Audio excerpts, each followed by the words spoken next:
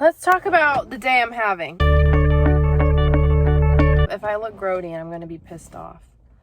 Am I literally insane? I was watching a 48 or whatever American Crime Story, and the lady was a murderer, and she was like, oh, here's like the good B-roll for my news story. And I'm sitting here about to say how I'm upset, and I'm like, oh, let me make sure my hair is looking fine. Like, who literally cares? Sexy and senile nursing home. I don't think you're expecting like Fashion Week 2022 from me.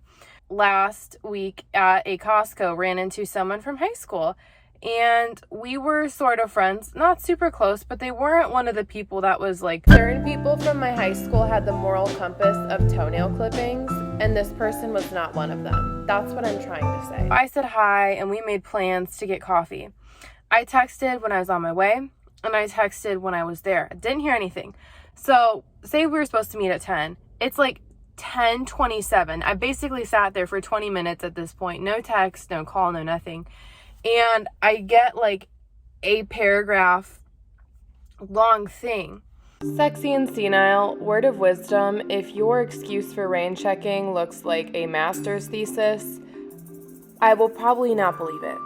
I get things come up at inconvenient times, but I'm just the person that always got paragraphs like 30 minutes, 15 minutes before, like, oh, I'm so sorry.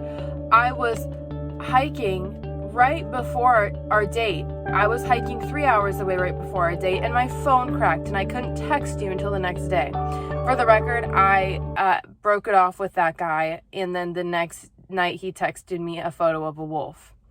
We have not spoken since. I've always been that person, so I'm a little bit hesitant to believe excuses when they're like convenient like that. Sorry, sexy and senile, if this isn't necessarily funny, because I feel like I normally try and be funny, but I don't know, maybe people still value authenticity these days, but I wouldn't know about that because I was living in California.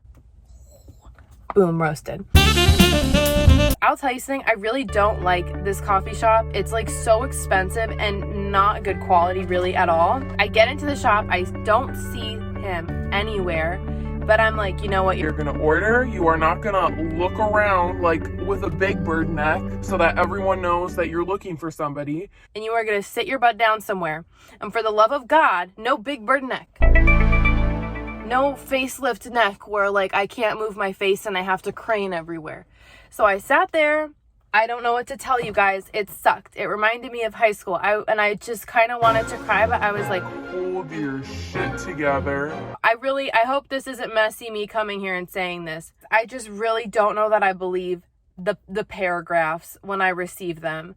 In my personal experience, if I know I'm going to be like a good amount of time, 30 minutes late, I just text before I even leave the house, before that person does, or I'm like, hey, like, I'm so sorry. Can we push it back 30 minutes, an hour? To just go and do that errand and then text like all 30 minutes at that point is after we were supposed to meet up. Like, I applied to work at a PT clinic as a rehab tech. Like, I want a part-time job because I have a lot of school and I'm trying to make room for hobbies. Like, if you're a real fan, you'll know I've started doing improv. And I'm trying to learn the piano, stuff like that, reading, just trying to have skills. So I'm applying for part-time jobs, and like the part-time job market has doo-doo and piss in it, if we're being so supercalifragilistically honest right now. It's got doo-doo, piss, and the Mucinex man. Having a good old time. So I applied for this rehab tech position because I'm qualified, and my God complex is not allowing me to share my qualifications on the national internet. Pay is low. I could make like $3 to $3.50 more an hour working at an Aldi's. No shame to Aldi's because it's a good place to work, but what I'm saying is a lot of times medical so underpays because they think like, oh, I'm giving you clinical experience, so you need to work like a dog. And it's stupid because I have clinical experience already.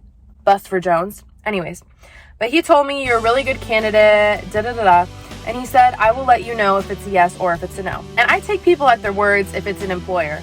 And I prefer to hear it from the horse's mouth. And I prefer to not have to yank the horse's jaw open. I didn't hear from this man for 2 days, and he was making a decision that night. So I emailed him, guys, I went to middle school. I understand what it's like to face rejection. Okay? Didn't hear back for like 4 days. And he's like, yeah, you know, we actually went with another candidate, which is like, I knew that was coming, but he's like, we just wanted somebody who had more long-term availability in our clinic. That's the part that what the hecked me, because it's a rehab tech position. It says it's a great job for students.